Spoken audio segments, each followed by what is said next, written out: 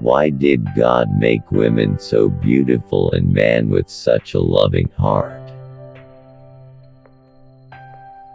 Before, I wandered as a diversion. Now I wander seriously and sit and read as a diversion. Lucky is the man who does not secretly believe that every possibility is open to him.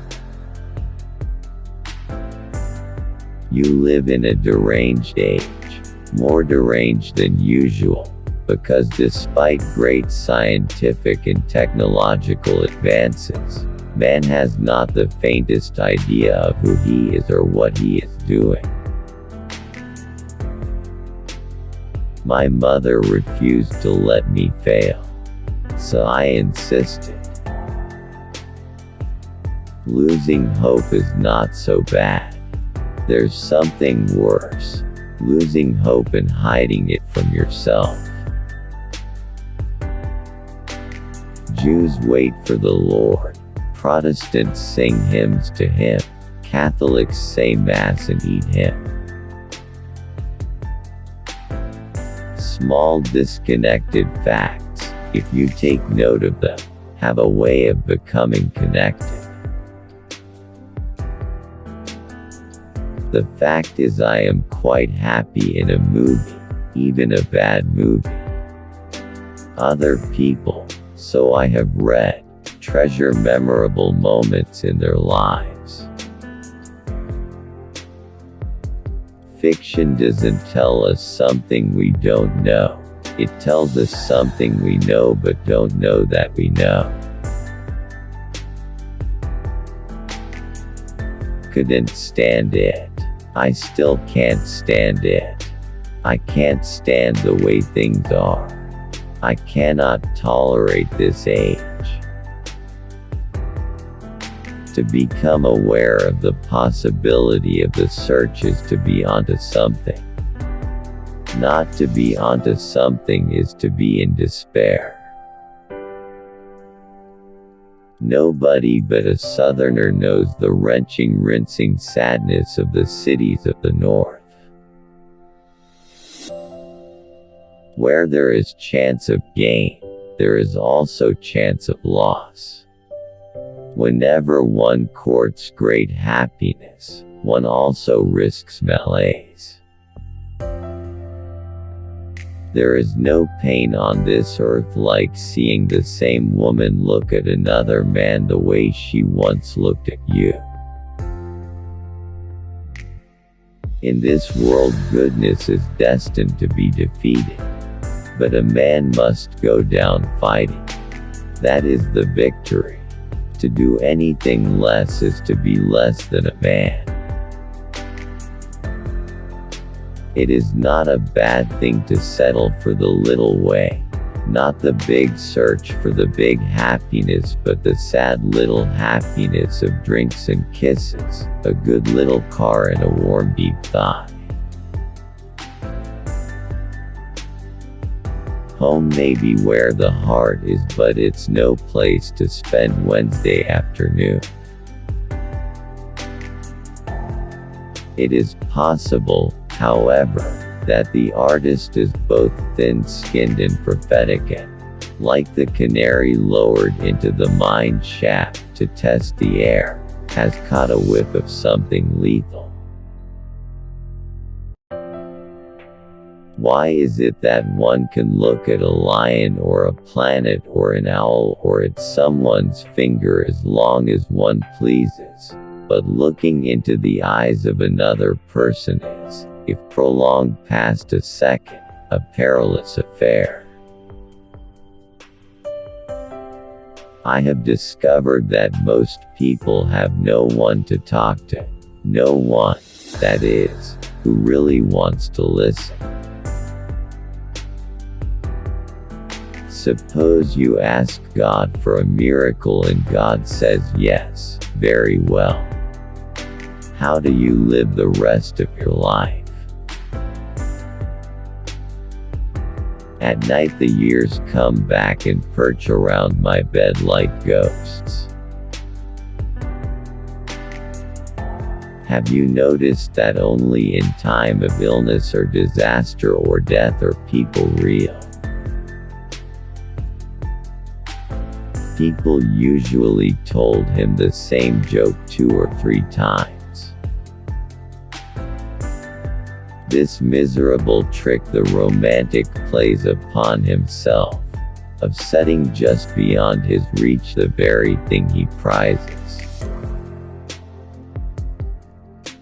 The origin of consciousness is the initiation of the sign user into the world of signs by a sign giver.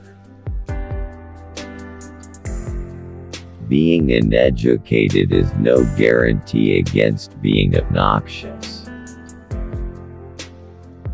During my last year in college, I discovered that I was picking up the mannerisms of Akim Tamarov, the only useful thing, in fact, that I learned in the entire 4 years.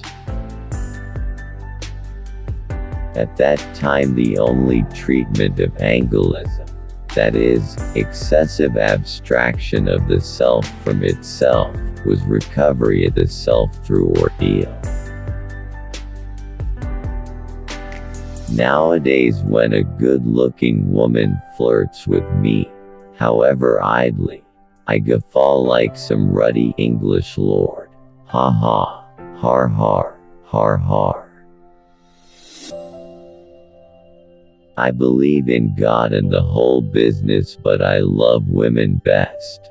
Music and science next, whiskey next, God fourth, and my fellowmen hardly at all. Have you noticed that the narrower the view, the more you can see? For the first time, I understand how old ladies can sit on their porches for years. A great scientist once said that genius consists not in making great discoveries but in seeing the connection between small discoveries. What Descartes did not know, no such isolated individual as he described can be conscious. People who are ordinarily understood to dislike each other, or at least to be indifferent toward each other, discover that they have much in common. But the expectation of the self, to be informed in its nothingness, if only I can get out of this old place and into the right new place, I can become a new person, places a heavy burden on travel. The self can be as desperately stranded in the transcendence of theory as in the immanence of consumption. Nothing remains but desire, and desire comes howling down Elysian fields like a mistral. In my new freedom, I remember thinking, if one knows what he wants to do, others will not only not stand in the way but will lend a hand from simple curiosity and amazement. The second I left my old life's cowpath, I discovered I didn't need a drink. It became possible to stand still in the dark under the oaks, hands at my sides, and watch and wait. How strange to think that you cannot pass along the discovery. The drowsiness returns. It is unwelcome. I recognize it as the sort of fitful twilight which has come over me of late, a twilight where waking dreams are dreamed and sleep never comes. In New Orleans, I have noticed that people are happiest when they are going to funerals, making money, taking care of the dead, or putting on masks at Mardi Gras so nobody knows who they are. What nuns don't realize is that they look better in nun clothes than in JCPenney pantsuits. This Midwestern sky is the nakedest, loneliest sky in America. To escape it, people live inside an underground. With pulleys and ropes and time to plan, one could move anything. Now that she thought of it, why couldn't anyone do anything he or she wished, given the tools and the time? I have observed that it is no longer possible for one young man to speak unwarily to another not known to him, except in certain sections of the South and West, and certainly not with a book in his hand. Pascal told only half the story.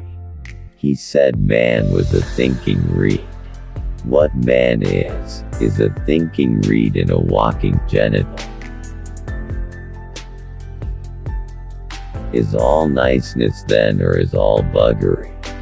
How can a man be 45 years old and still not know whether all is niceness or buggery? How does one know for sure? But if there's nothing wrong with me, he thought, then there is something wrong with the world. And if there is nothing wrong with the world, then I have wasted my life, and that is the worst mistake of all. When these long telephone silences come, it is a sure sign that love is over.